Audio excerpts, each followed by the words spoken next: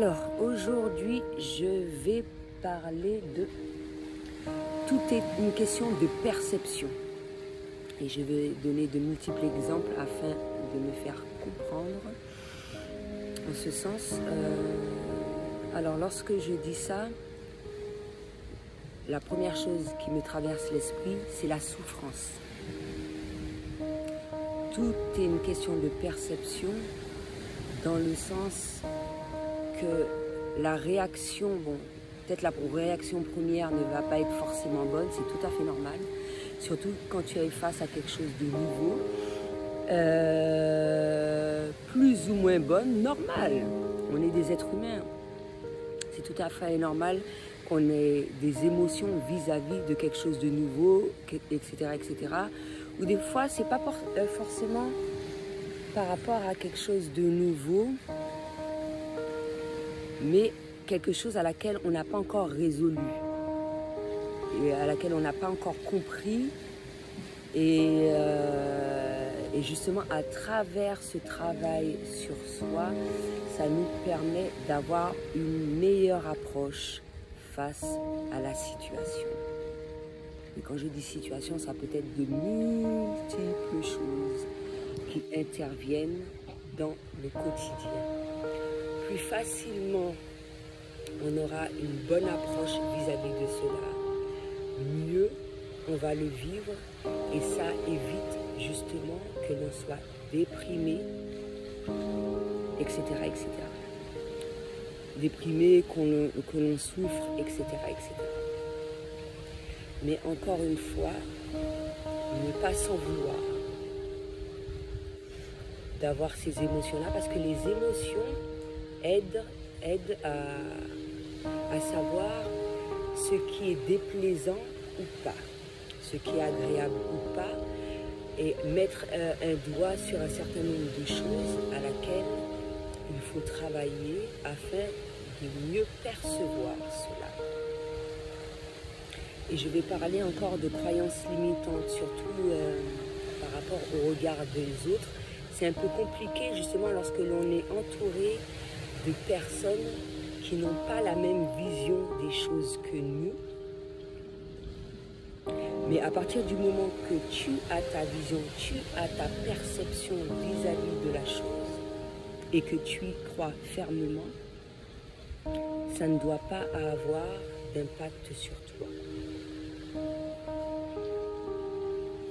Et encore une fois, grâce au voyage, lorsque tu vois des personnes vivre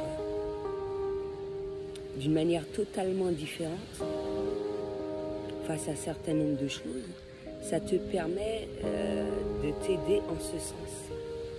C'est pour ça que c'est plaisant de voyager, pas uniquement voyager parce qu'on a un court moment pour faire le touriste, etc. Mais faire cette chose-là, faire cette démarche-là, de découvrir d'autres méthodes de vie, d'autres méthodes de voir les choses, d'autres personnes, d'autres... voilà quoi, voir ailleurs comment les choses fonctionnent.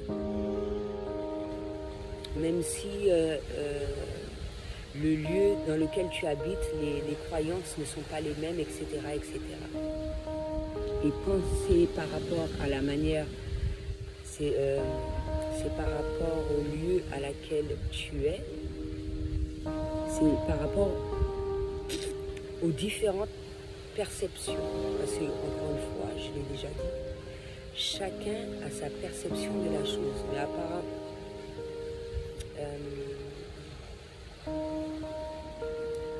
mais malgré le fait que chacun a sa perception de la chose, si toi-même tu as ta perception, ne pas se laisser influer par les éléments extérieurs. Parce que j'en suis sûre que toi, tu avais déjà ta perception de la chose et ça fait fort longtemps. Même si on te dit par exemple que tu es fou, qu'on ne comprend pas comment tu agis, etc. Pourquoi normalement ça devait avoir une incidence sur toi alors que ça ne l'est pas, etc. Alors que toi, tu as ta façon de penser. Peut-être que ça a eu une petite incidence, pas aussi énorme que les gens auraient pensé. mais que tu as une méthode, tu as une approche vis-à-vis de ça habituelle qui te permet de te sentir bien, c'est l'idéal. Je pense qu'il y en a qui commencent à prendre conscience de ça.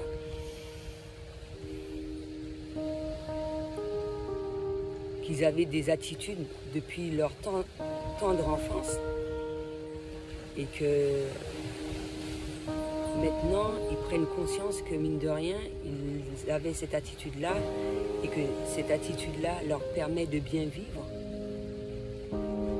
et que ça leur permet d'avoir cette meilleure approche-là. Quand ce sont des bonnes habitudes, bien sûr.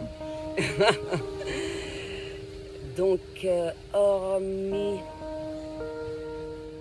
cela, tout est une question de perception. Le fait de voir ailleurs, ça te permet de mieux... d'avoir de différentes approches, mais également, si tu te sens seul dans l'endroit où tu habites, c'est vrai que ça fait du bien, et je le répète encore, par rapport au net aussi, ça te permet de... Ça fait du bien de voir qu'il y a des gens qui sont approximativement sur la même longueur d'onde que toi. Parce que ça ne se sent pas seul, parce que je pense que c'est plus ça qui t'affecte en fait, pour un certain nombre de choses, un certain nombre de croyances. Mais à partir du moment, donc j'ai parlé de la souffrance, après c'est des choses à laquelle tu es confronté, des problèmes. À partir du moment que tu résous le problème assez rapidement, que tu vois ça d'une manière positive, que tu l'accueilles comme un cadeau et non pas comme une attaque, quelque chose de non plaisant, quelque chose de... je sais pas moi.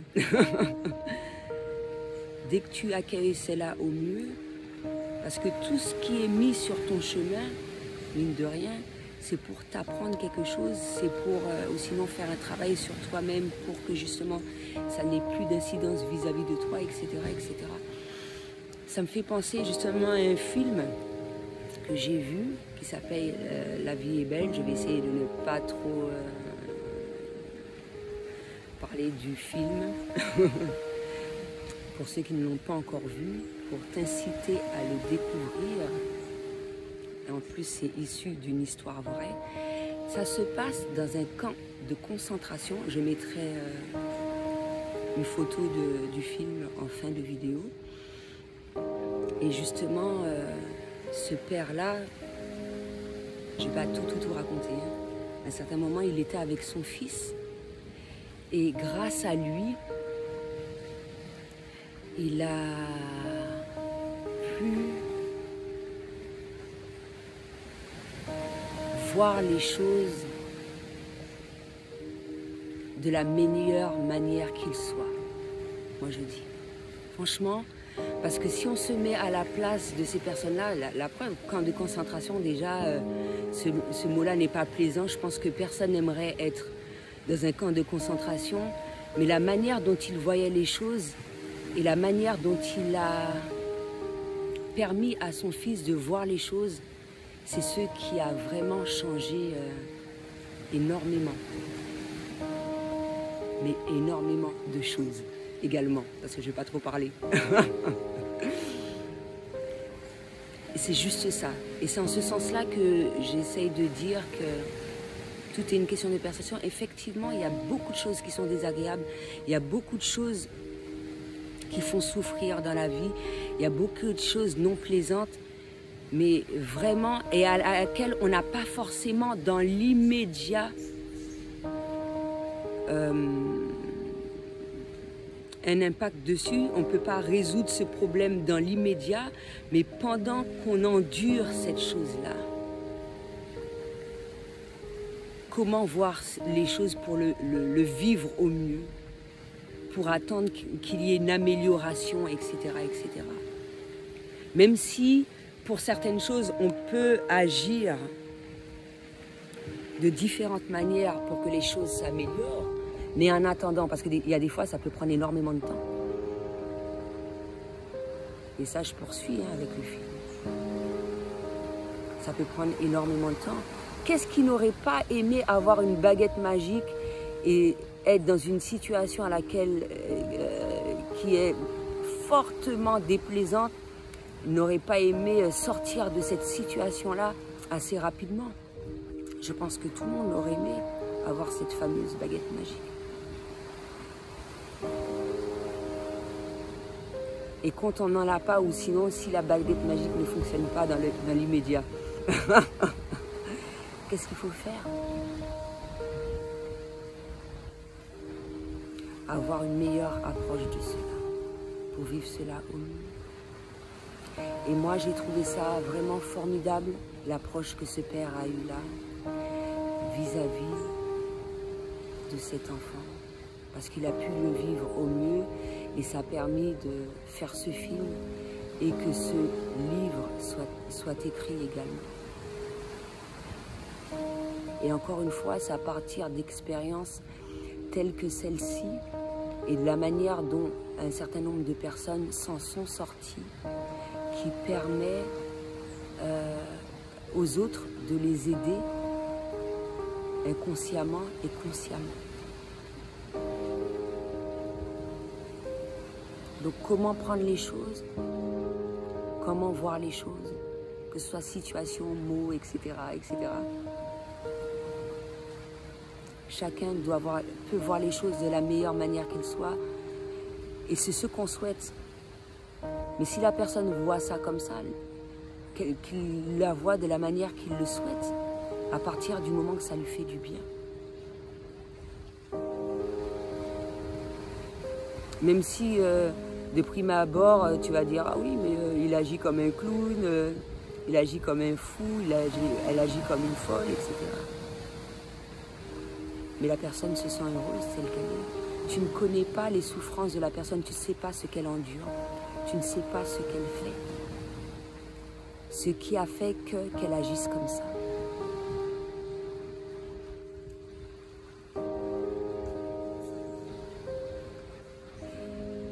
Donc en retournant au titre, quel autre exemple que je peux donner? Et justement, je vais continuer le film, mine de rien, c'est en fonction de l'approche du parent que l'enfant va voir cela de la meilleure manière. Si le parent a peur, si le parent a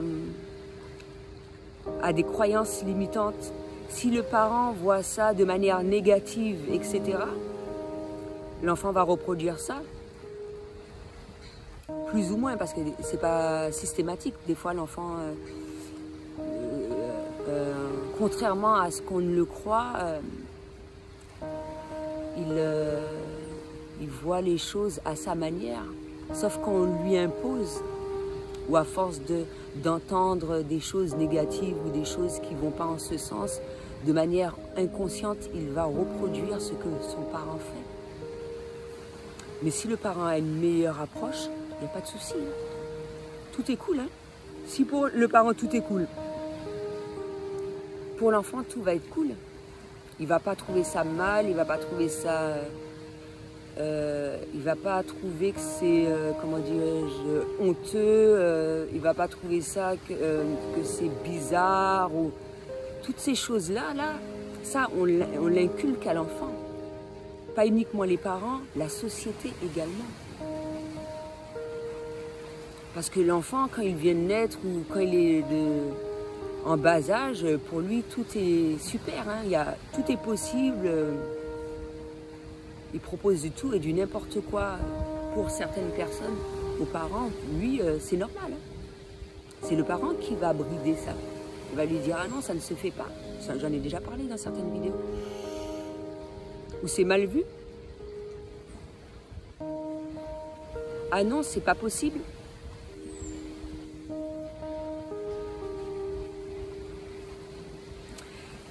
Donc oui, je tenais fortement à parler de ça parce que mine de rien, je cherchais un thème là. Je me disais même que j'allais aborder un autre, mais celui-là était important à aborder. Tout est une question de perception.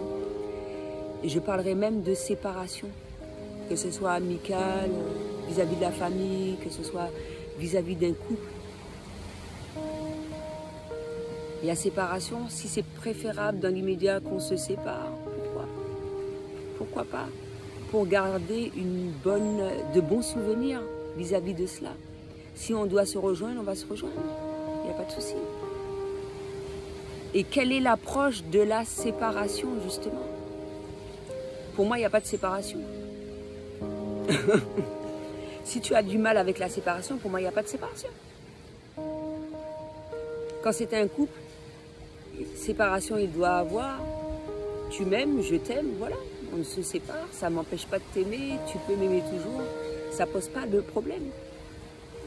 C'est avoir un mauvais sentiment qui pose problème. Le fait de souffrir qui pose problème.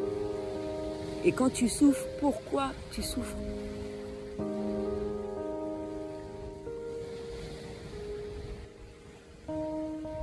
Tu souffres parce que tu as une mauvaise approche vis-à-vis de cela. Et qu'il est peut-être temps de te dire pourquoi et de faire un travail sur toi, faire le nécessaire dont toi tu connais la solution. Moi je connais, j'ai aucun problème avec la séparation. Par contre, j'aime pas dire les au revoir, je ne dis pas au revoir. Les gens peuvent me dire ce qu'ils veulent, ah oui, mais c'est la moindre des choses, tu aurais dû dire au revoir. Non, j'ai du mal, je n'aime pas ressentir la souffrance des gens.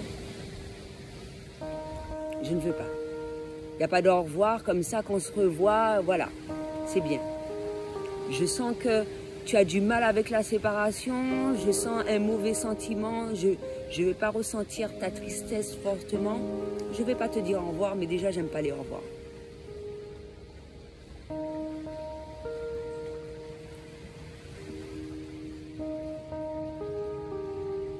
Ça, c'est un exemple parmi tant d'autres. Hein. Toi, tu connais tes exemples pour toi, vis-à-vis de la séparation. Pour moi, il n'y a pas de séparation.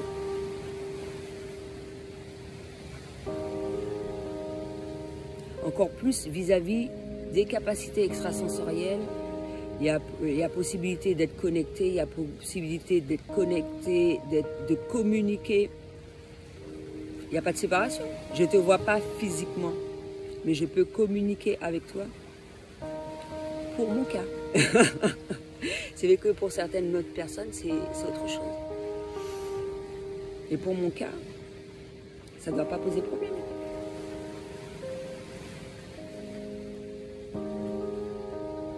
Donc voilà.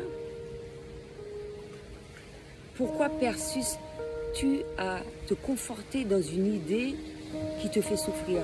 Pourquoi ressasser dans tes pensées des phrases, des choses qui te font souffrir? Ça n'existe pas. C'est toi qui décides si ça doit exister ou pas. Ça te fait du mal. C'est à toi de bannir ça de tes pensées, de bannir ça de ta vie. Ça te fait souffrir? Non, je ne veux plus de ça. Ça n'existe pas. En fait, mine de rien, ça n'existe pas. Et quand tu auras compris ça, ça te permettra d'effectuer cette démarche sur de multiples choses déplaisantes que tu rencontreras dans ta vie, pas dans ton quotidien. Il y a des fois des choses déplaisantes dans le quotidien. C'est pas ce que je souhaite à tout un chacun. C'est pas tous les jours, hein. Fort heureusement d'ailleurs, parce que ça va être chaud quand même, sauf dans les camps de concentration hein, quand même. Ou sinon se souvenir de ça, se dire que bon, peut-être que je suis dans cette situation-là, peut-être que je traverse quelque chose de non plaisant dans le moment présent, mais il y a pire ailleurs. Il y a pire. Afin de ne pas être dans ce rôle de victime là.